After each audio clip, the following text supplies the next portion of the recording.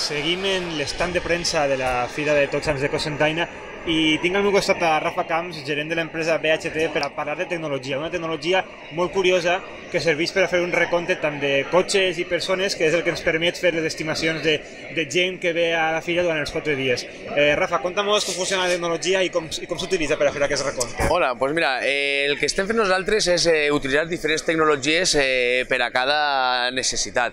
En aquest cas, el context de vehicles el fem a través de la tecnologia de lectura de matrícules. El que fem és situar càmeres degudament distribuïdes en els accessos principals al municipi i aquestes càmeres ens permeten identificar tots els vehicles que passen i d'aquesta forma tindre un càlcul exacte a una precisió de quasi el 100% de tots els vehicles que estan accedint ací a Cocentaina per qualsevol dels vials principals. I aleshores sabem per on estan passant els vehicles, a quina hora venen, a quina hora se'n van i quina és l'afluència de tràfic que tenim, per atraure aforaments absoluts i per atraure també aforaments parcials i saber el que dic, conforme s'està distribuint la gent per Cocentaina.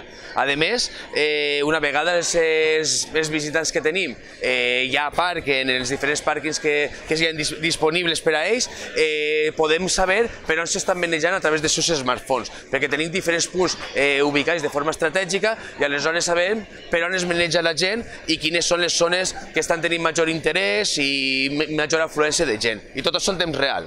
Sou una empresa de Cocentaina, veritat? Efectivament. És el segon any, segons tinc entès, que esteu fent aquesta estimació. Exacte, sí. Per sort és el segon any que estem col·laborant ja en la fira, aportant les nostres tecnologies, que bé, nosaltres al final treballem per tot arreu, per tot l'àmbit nacional, i són tecnologies de projectes de Smart City, de solucions de Smart City, que les estem adaptant ací a Cocentaina, per a, com estem dient, millorar la seguretat i també tindre per a l'Ajuntament, per als organitzadors, un control del flux de vehicles, del flux de gent, i tant a nivell de seguretat com a nivell estadístic. Nosaltres de forma periòdica els fem arribar als responsables de la fira totes les dades relacionades amb com comentem, amb els vehicles.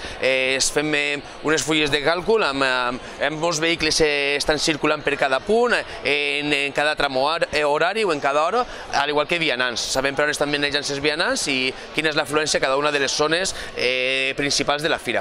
A més, esteu així, en la zona tecnològica, teniu un stand de la vostra empresa per a que la gent que vulgui vindre a informar-se esteu allà tenint-los, no? Clar que sí, justament així darrere tenim un stand on, a part d'aquestes tecnologies de lectura de matrícules i compteig i classificació, estem mostrant als visitants tecnologies inclús més novedoses que aquestes, com el reconeixement facial o la distinció d'objectes. Tenim unes tecnologies que són capaços de, amb una càmera, poder classificar i identificar si el cos que es maneja és un objecte com una persona, un animal, una bicicleta o inclús un patinet. Són tecnologies molt novedoses que realment a la gent li està agradant moltíssim. Perfecte, Rafa, molt curiós. Gràcies per atendre'ns i continues gaudint de la fira. Bueno, un plaer. Moltíssimes gràcies. A tu. Vinga, adeu.